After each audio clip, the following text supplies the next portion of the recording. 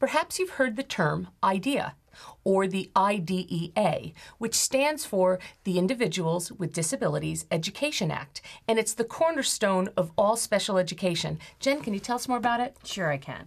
So the IDEA was originally enacted in 1975, and at that time it was called the Education for All Handicapped Children Act, and it has been reauthorized over the years by Congress, and eventually the name was changed, and now we call it IDEA, the Individuals with Disabilities Education Act.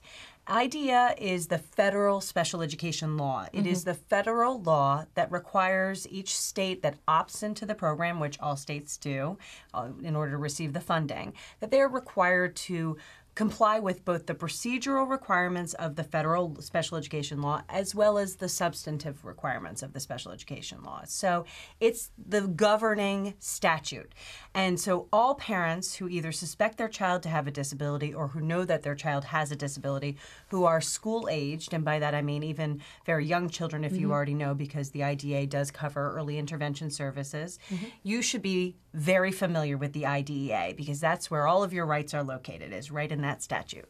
And as much as I wouldn't expect parents to be a special education advocate or a special education attorney, I think there are basic things that all parents who have a child with a disability who has an individualized education plan or suspect that their child has a disability really should know the basic tenets of the IDEA. Yeah, and what's important for parents to understand is just because your child has a diagnosed disability does not necessarily mean that you're eligible for services under the IDEA.